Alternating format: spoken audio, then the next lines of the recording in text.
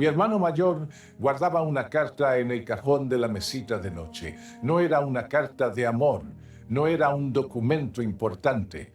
Era una carta que nunca llegó a enviar. La escribió en 1983 y la guardó allí durante 40 años. Yo lo supe porque cuando murió hace 3, su mujer me llamó para decirme que entre sus cosas había encontrado esa carta y que creía que debía leerla. El destinatario era nuestro padre. No voy a contar lo que decía. Es demasiado suyo para que yo lo cuente. Pero hay una frase que sí puedo repetir, porque después de 3 años sigue moviéndose dentro de mí sin encontrar dónde posarse. Mi hermano escribía: no entiendo por qué esto vuelve. Han pasado 30 años y vuelve. 40 años con esa carta en el cajón. 40 años sin enviarla. 40 años pensando en algo que ocurrió entre él y mi padre, algo que nunca se dijo del todo, algo que se quedó a medias y que por alguna razón que mi hermano tampoco supo explicarse, seguía volviendo, en las cenas familiares, en las noches de invierno, en los momentos donde no había ruido suficiente para taparlo. Llevaba meses queriendo hablar de esto. Desde que leí esa carta, de hecho, y lo he estado posponiendo porque no sabía bien cómo entrar. Pero esta semana encontré algo que me dio el ángulo que necesitaba. Y el ángulo, como casi siempre en este despacho, llegó a través de Einstein. Hoy quiero hablar de los errores que persiguen, no de los errores que cometemos y olvidamos, no de los errores de los que aprendemos, sacamos la lección y seguimos adelante con la ligereza de quien ha cerrado una deuda.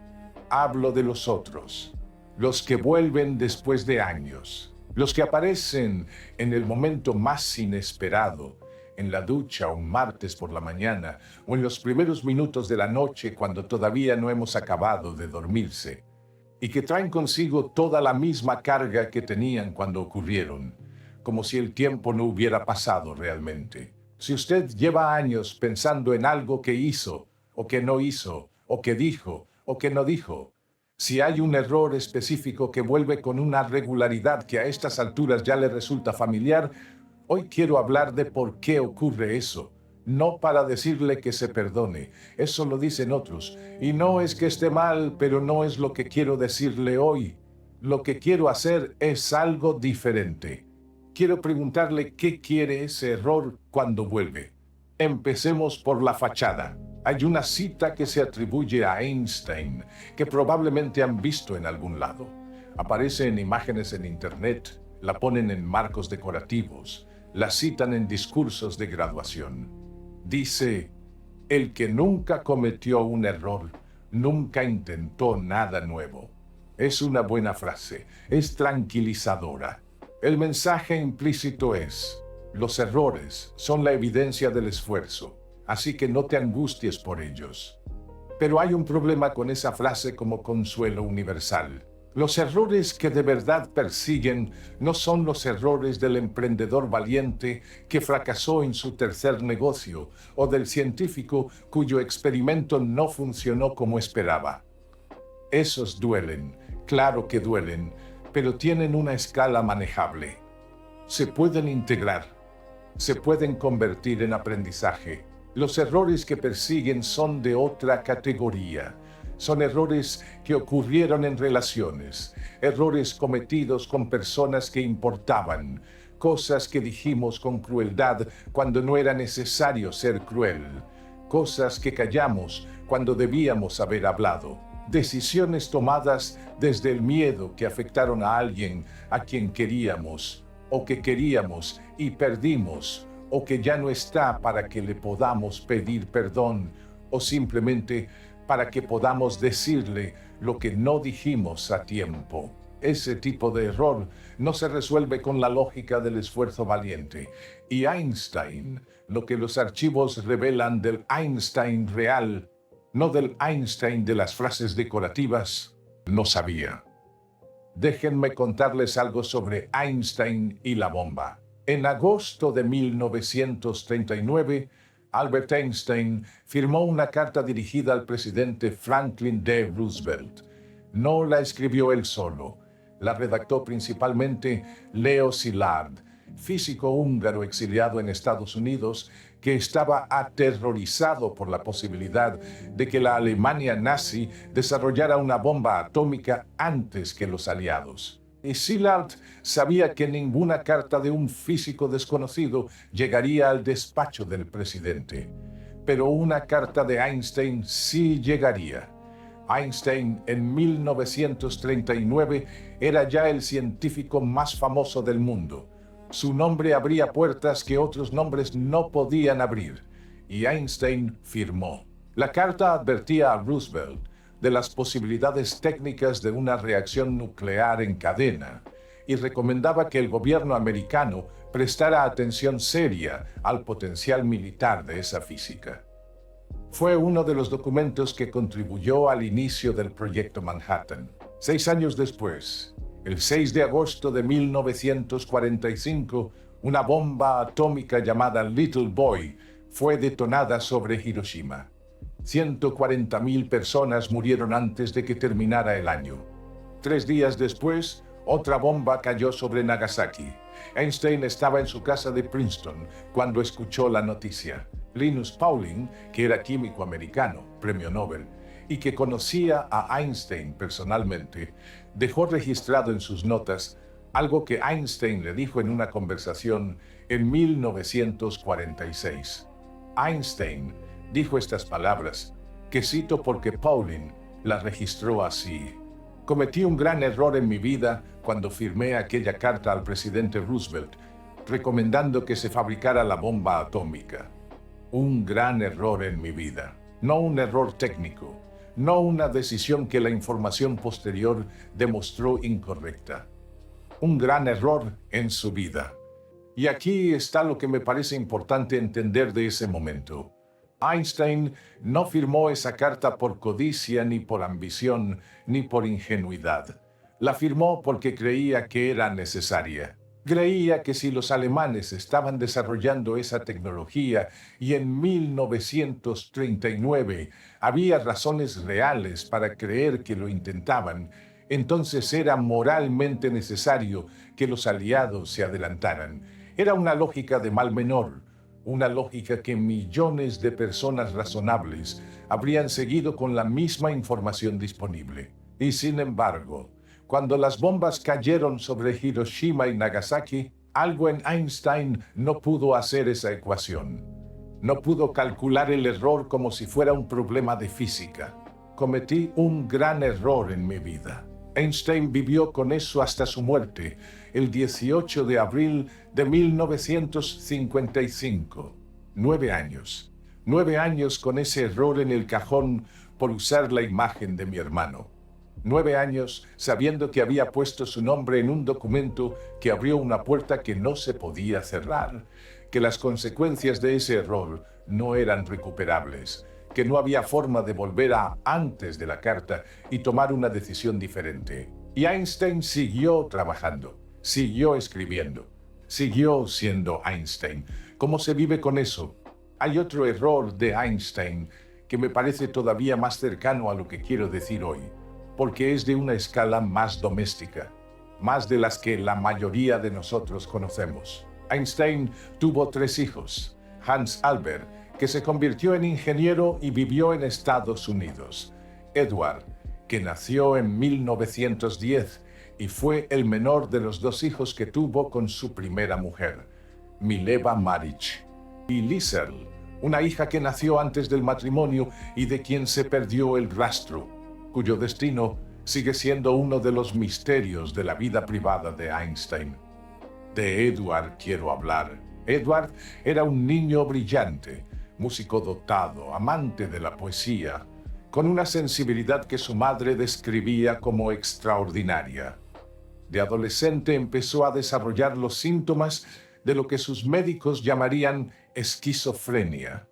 En 1932, con 22 años, fue internado por primera vez en el sanatorio Buchholzli de Zúrich. Al año siguiente, en 1933, Einstein abandonó Europa para siempre. Se exilió en Princeton. La persecución nazi hacía imposible su regreso a Alemania. y Suiza, aunque neutral, quedó separada de Princeton por un océano que Einstein no cruzó en dirección contraria nunca más. Edward pasó el resto de su vida en Suiza. Murió en 1965, a los 55 años, sin que su padre lo hubiera vuelto a ver desde que se fue. En las cartas de Einstein, que están disponibles en los archivos de Princeton, hay menciones a Edward que no son fáciles de leer. No son el lenguaje del hombre que ha resuelto algo. Son el lenguaje del hombre que vive con algo que no tiene resolución posible. Hay biógrafos que han señalado que la separación de Edward fue quizás la herida que más persistió en la vida privada de Einstein. Dennis Overby, en su exhaustiva biografía, documenta la ambivalencia de Einstein ante un hijo al que quería y al que tampoco podía ayudar de la manera que habría necesitado. La distancia, el exilio, la enfermedad que no tenía en los años 40 y 50 los tratamientos que tiene hoy, un error sin reparación posible, la categoría más difícil, porque los errores reparables, los que tienen vuelta de hoja, tienen al menos la posibilidad de una salida. Se puede disculpar, se puede compensar, se puede, con esfuerzo y voluntad, encontrar alguna forma de enmienda que no deshace el daño, pero al menos lo nombra. Pero hay errores que no son reparables, que ocurrieron en condiciones irrecuperables, que afectaron a personas que ya no están para que les digas lo que necesitaban escuchar, que se produjeron en momentos de la vida que no vuelven. Y con esos errores, el único camino es encontrar una manera de vivir con ellos que no los elimine, porque no se pueden eliminar, sino que les dé algún tipo de lugar. La pregunta es, ¿cómo?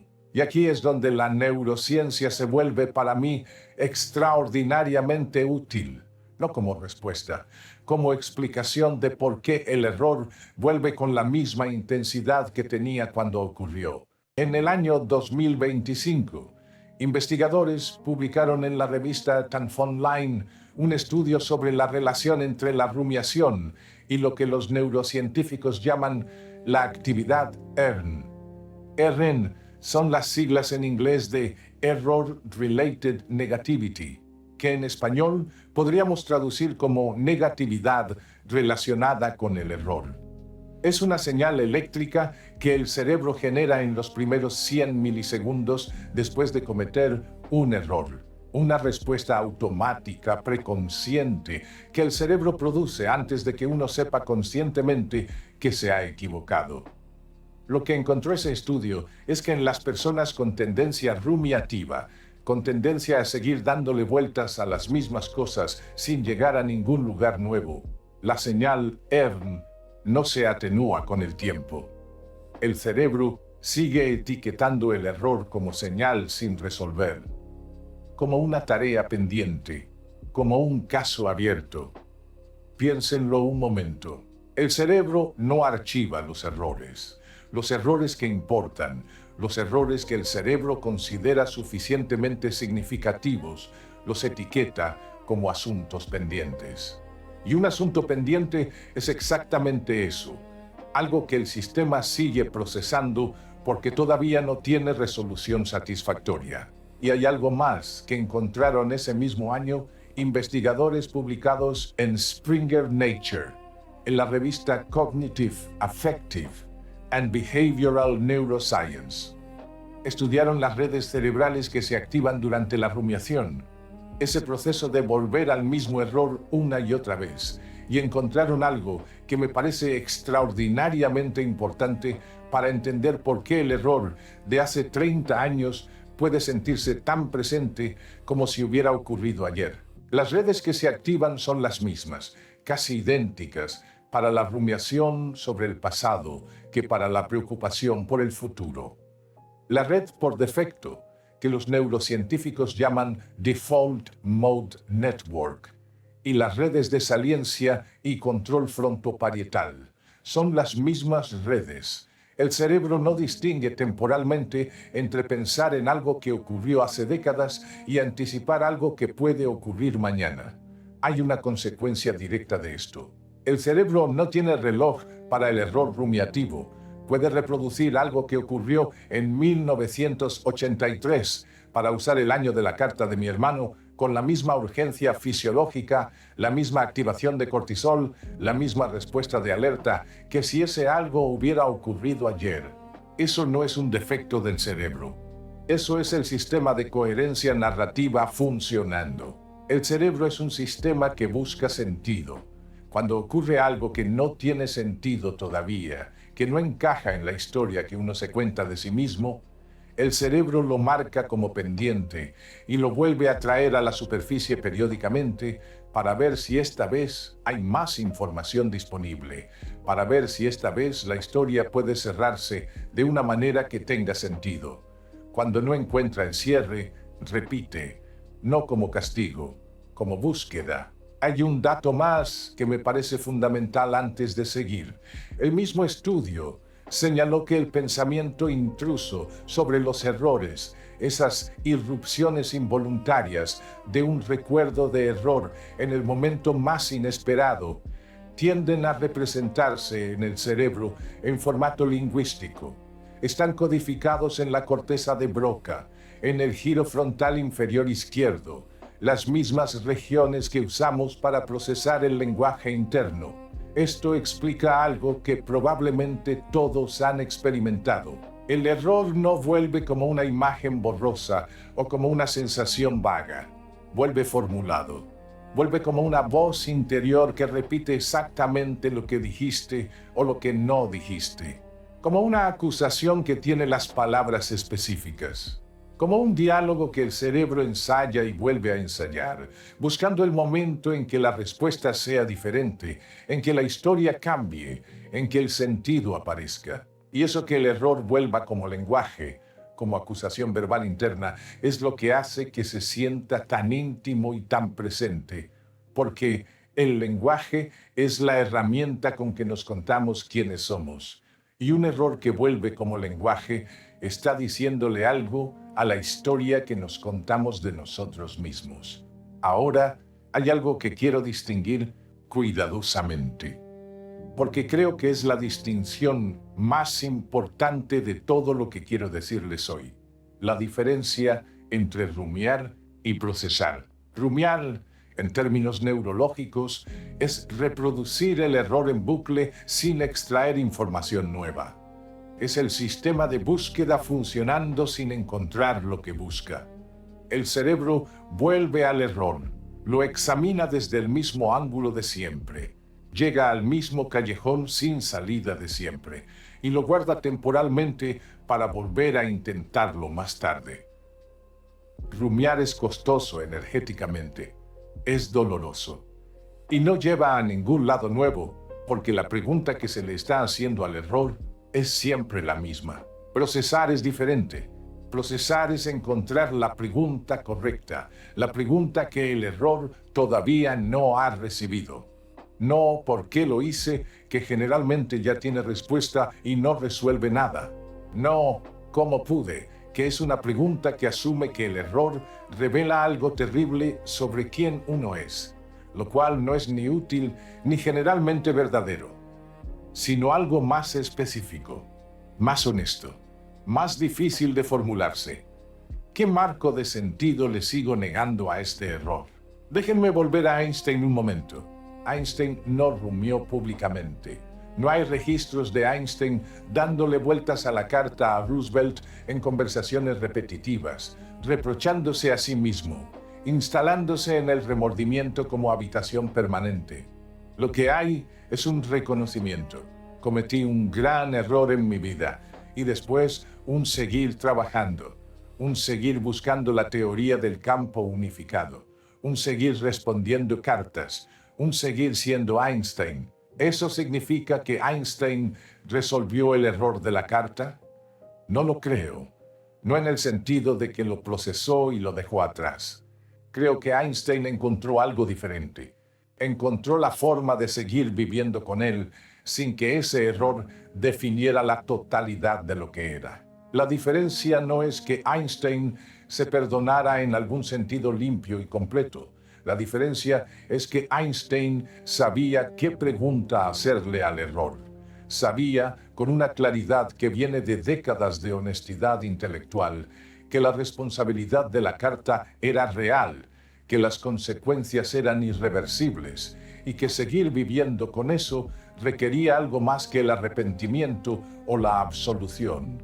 Requería entender qué tipo de hombre quería ser en adelante. Requería que el error informara la conducta futura sin paralizarla. Eso no es fácil, no es algo que se resuelve con una decisión, es algo que se construye con el tiempo.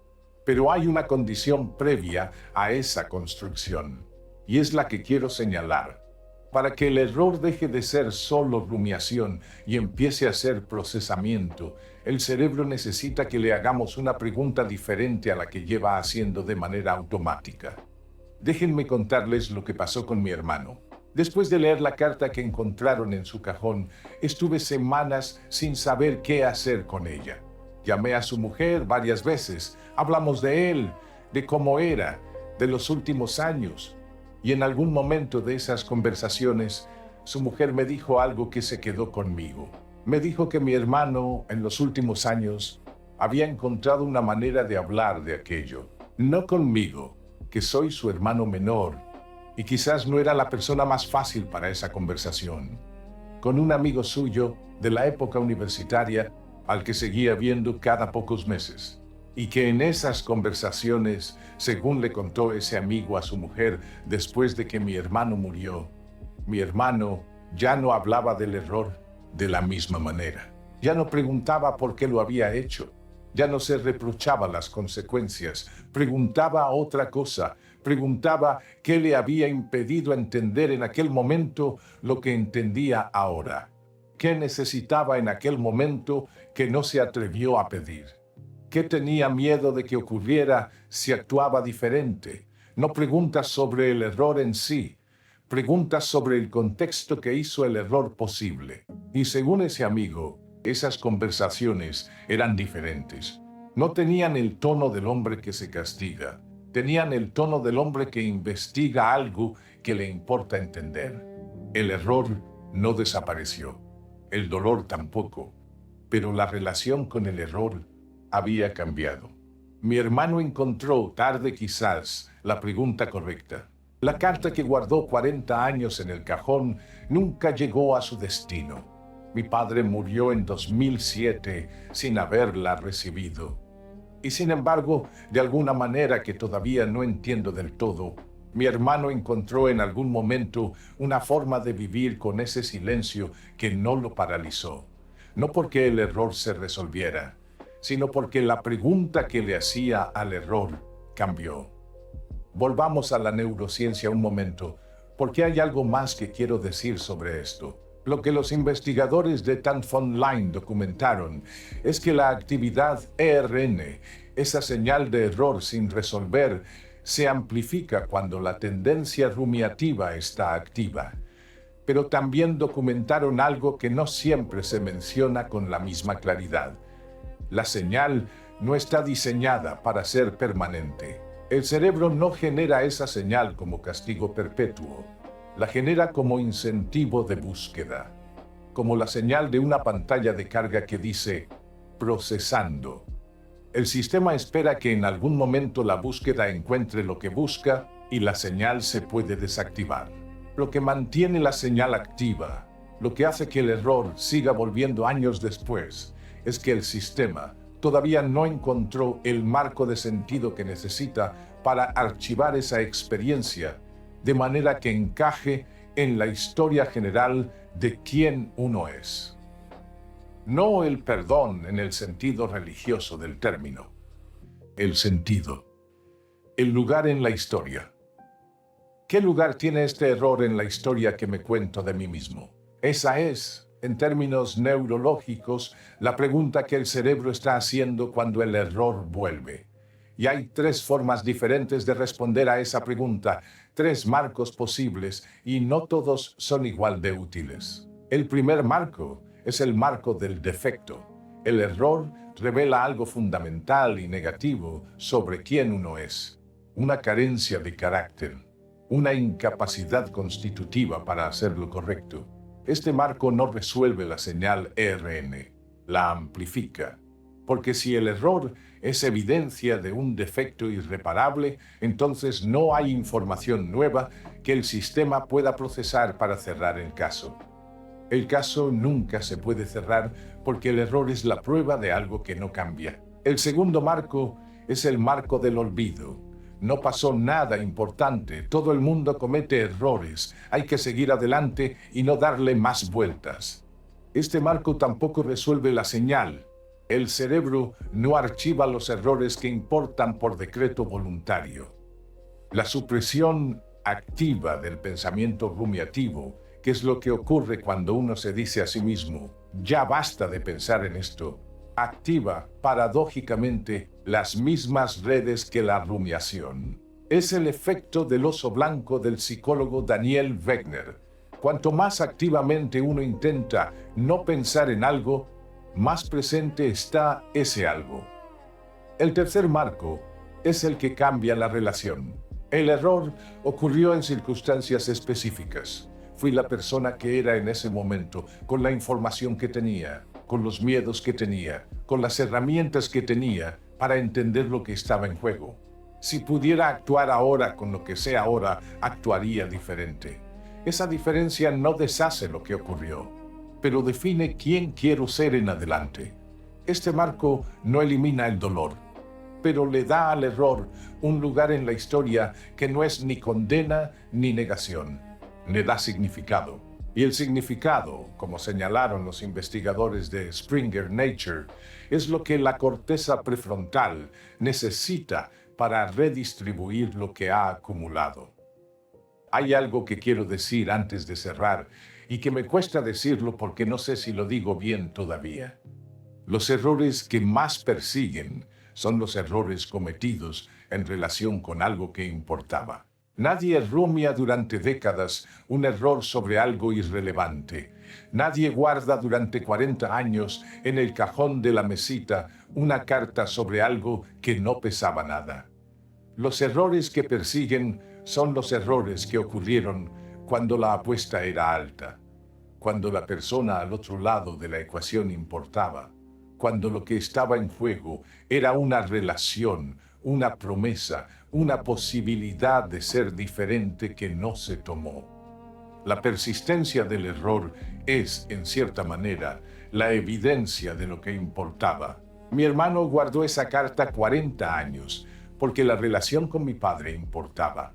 Einstein reconoció su gran error en la vida porque las consecuencias humanas de Hiroshima y Nagasaki eran de una magnitud que hacía imposible mirar hacia otro lado.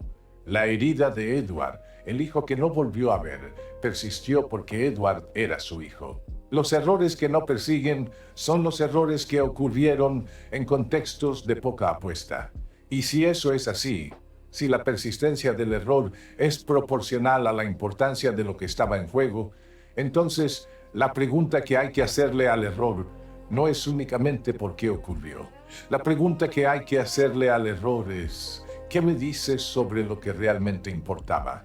Porque algo que persigue durante décadas, algo que vuelve en la ducha de los martes por la mañana y en las noches de invierno, es un indicador muy preciso de los valores que uno llevaba dentro en el momento en que ocurrió el error.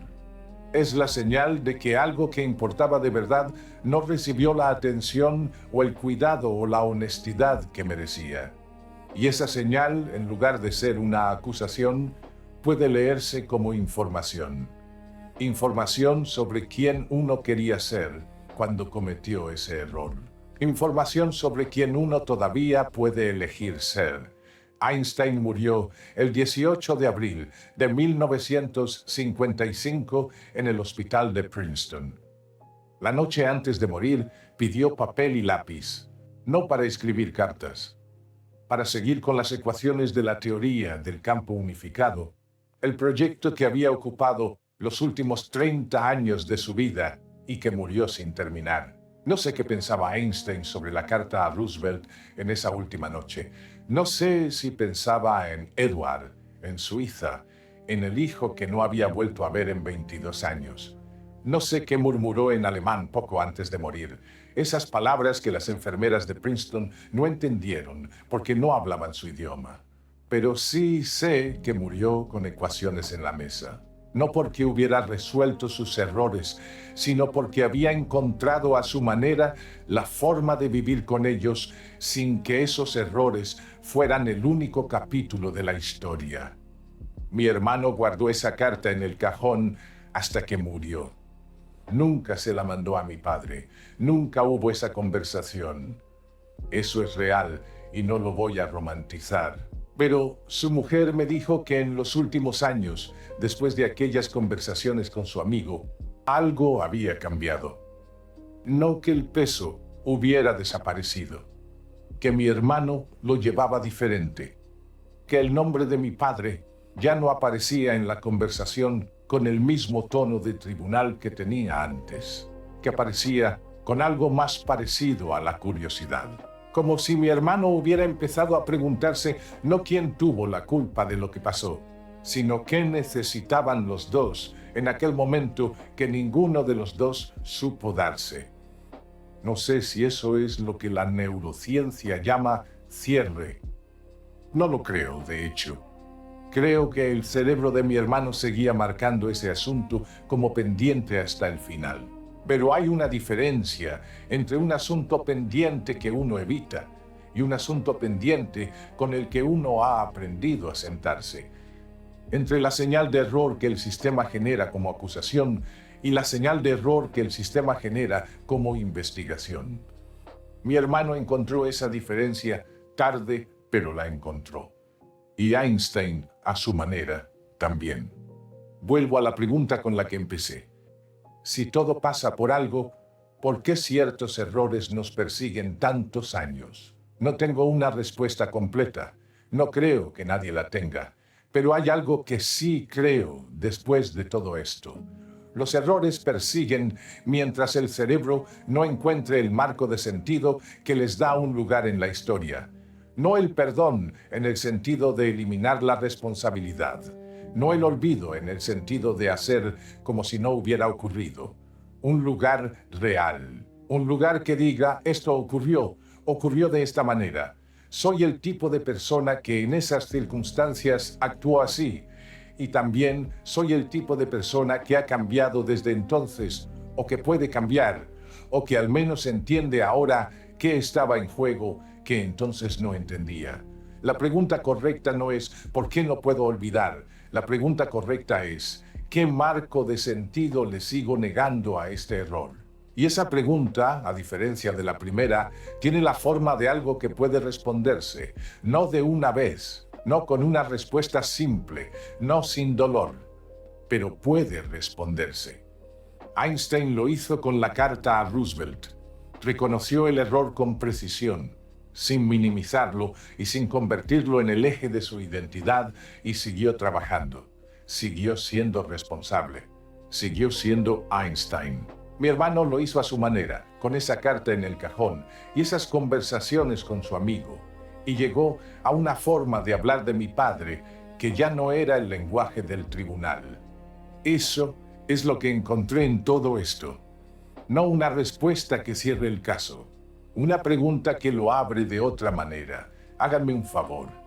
Esta noche, antes de dormir, piensen en el error que les ha estado persiguiendo más tiempo. No para volver a examinarlo desde el mismo ángulo de siempre. Para preguntarle algo diferente. ¿Qué importaba tanto que incluso el error, 40 años después, lo sigue señalando? Cuídense y no dejen de hacerse preguntas.